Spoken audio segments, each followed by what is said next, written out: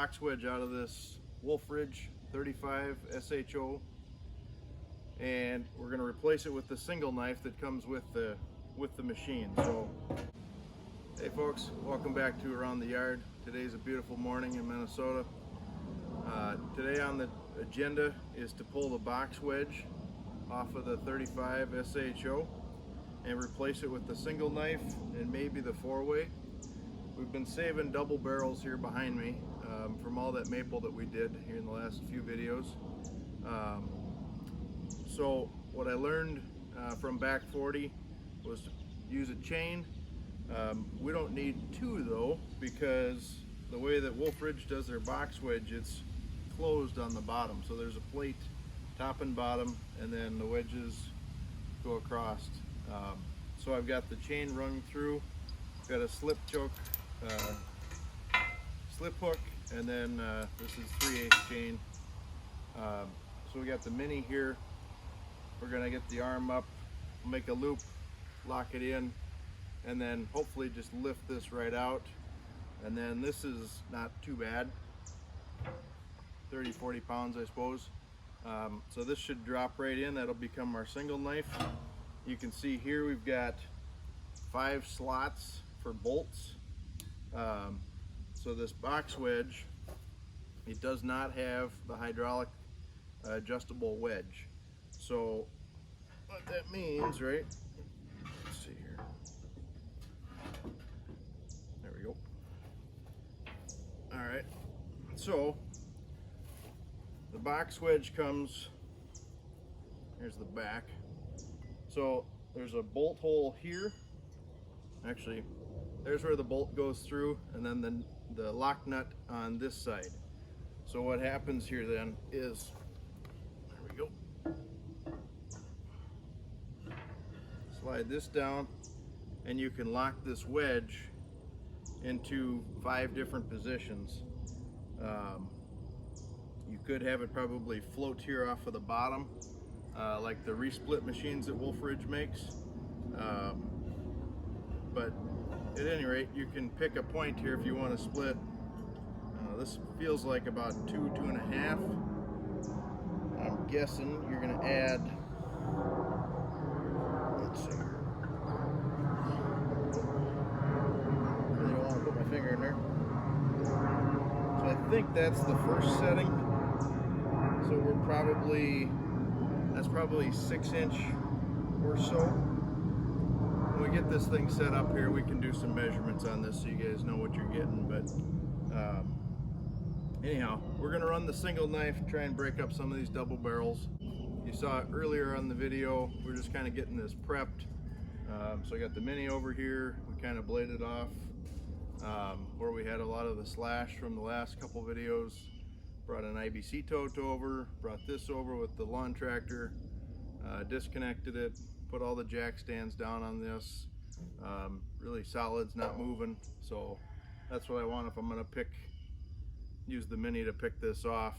I did remove the 24-inch pullback arm because we're just gonna run the single knife. We don't need it, plus it's gonna get in the way. It would hit this wedge. So anyhow, let's get the mini fired up. We'll get this box wedge pulled out, then we'll drop this in. Then we'll look at getting into these rounds. So stick with me. If you haven't already, please subscribe, like, comment down below. Let me know what you guys want to see more of.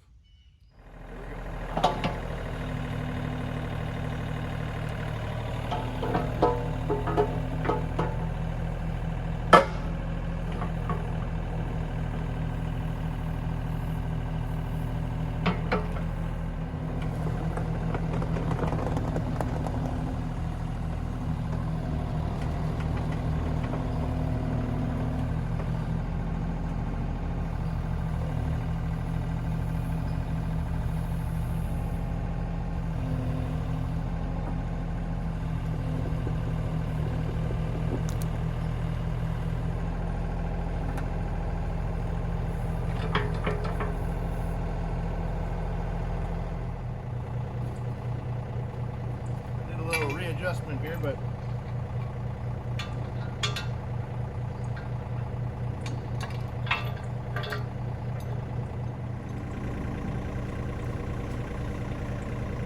So what I did here, just made a loop out of the chain and put it over the middle tooth, and then when I close the bucket up into the thumb will lock onto this tooth, and that should keep the chain from slipping off. So if I had it over here, it could slip off. Put it in the middle, I know that can't happen. So we're gonna go nice and easy here. Last thing to do is to pull this pin.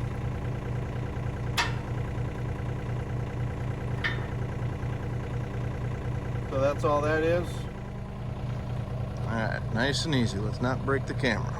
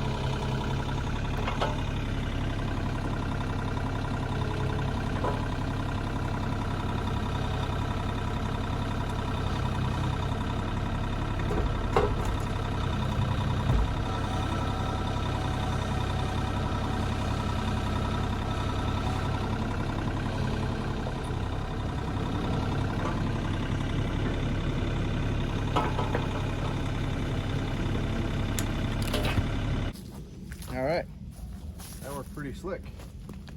I think we'll just leave that chained up. We can pick it from there later. It's in a pretty safe spot here, I think, so dog can't run into it. That's the biggest worry. All right.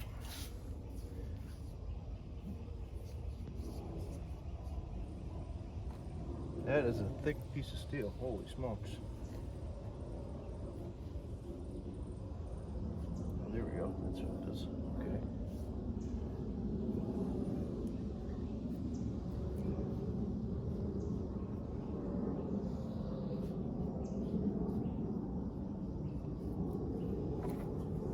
Nice. Very nice.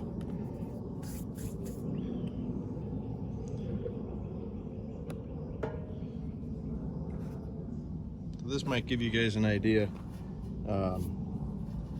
On the box wedge machines, my understanding is that, actually, let's back up there a second. So on the standard machines, the non-box wedge machines, the frame is a reinforced I-beam. So let's see, yeah, you guys can see this. So on the regular machines, this would be like the top of the I-beam, and then there'd be a, whatever, half-inch vertical, and then another plate on the bottom, right? That makes up the I-beam. And then I believe Wolfe Ridge reinforces it by putting some additional gusseting, underneath this, probably welded to this, or welded to the top and bottom of the beam to make it a little more rigid. With the box wedge machines, it's a different system altogether. So what we have here is two I believe they're 2x8 tubes. So basically like a hollow 2x8, right? 3/8 wall, from what I remember. That should be in basically one of the first videos here from showing this thing off. And then they weld on this piece of 1/2 inch, I think it's 1/2 inch, might be a 3/4, flat plate to the top. So it's two 2x8s, 3/8 wall with a piece of flat steel welded to the top. That's what makes up the box wedge. That's what makes this thing so rigid. This stop plate is welded on the back. They've cut a channel in here. The channel that this makes that the box wedge slides into and the single wedge is made up by the offset of these two 2x8s and then welded to here. So this is a natural channel. They just notch this out here on top. So yeah, pretty cool. All right, let's get that single knife in. This is the first time I've had this apart, so I'm a little giddy. Give me a break. Okay. So here's the deal. The box wedge comes with one of these installed, and then in order to keep this on the tongue there, they give you another one. So in case you lose one, or in case you lose a clevis pin, you got an extra. So that's pretty cool.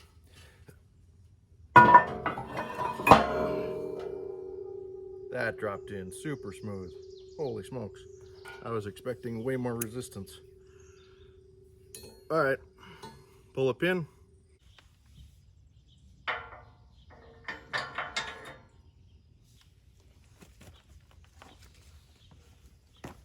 Very well machined, guys. This, I'm not forcing anything. If I forced anything, it was because I was using the mini and I didn't have the angle right. When I was lifting the box wedge out, I did see the machine move a little bit, but I think that's because I had it pinched. So here you can see a little bit more of that construction. So this plate is welded on top of these 2x4 or 2x8 channels, 2x8 tube steel. This is another piece of 1/2 inch welded on the back to catch this. So this can't go backwards because of this. It's fully welded. It's welded here. It's welded all the way around here, down this gusset. It's welded down the inside on both sides. Welded underneath.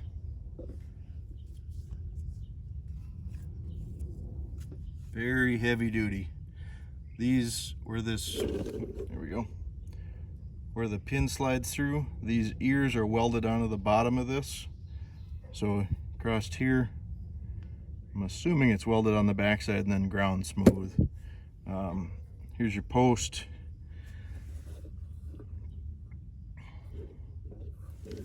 So they do still have, there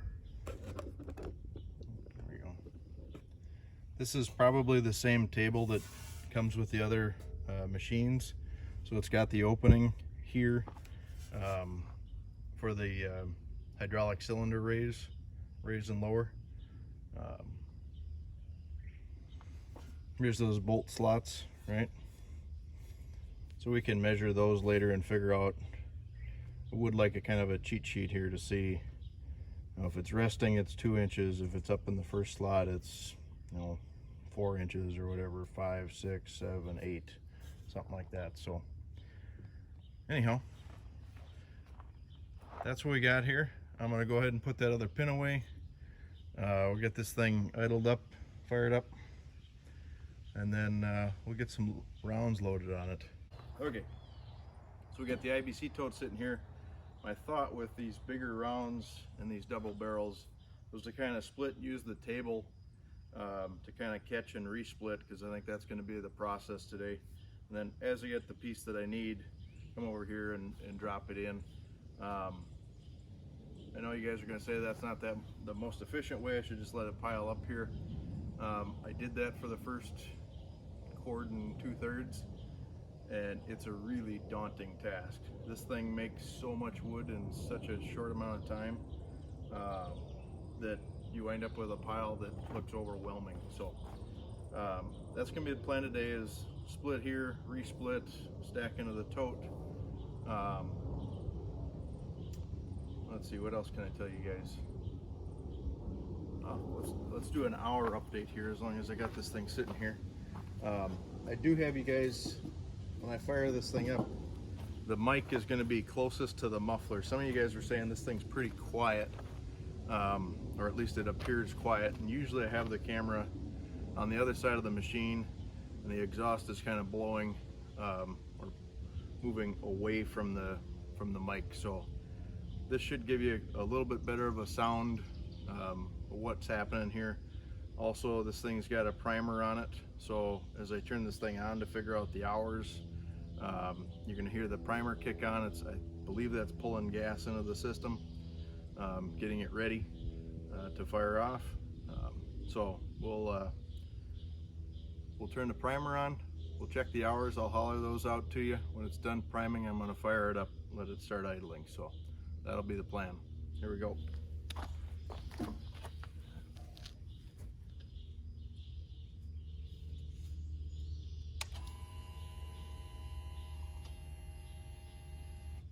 All right, so we got 5.6 hours on this Honda GX 800. All right, so here we go. This is low throttle, initial start. So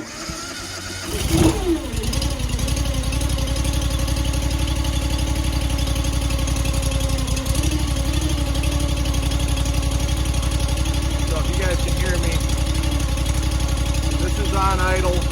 We're gonna let it warm up a little bit. When I get these rounds staged over here,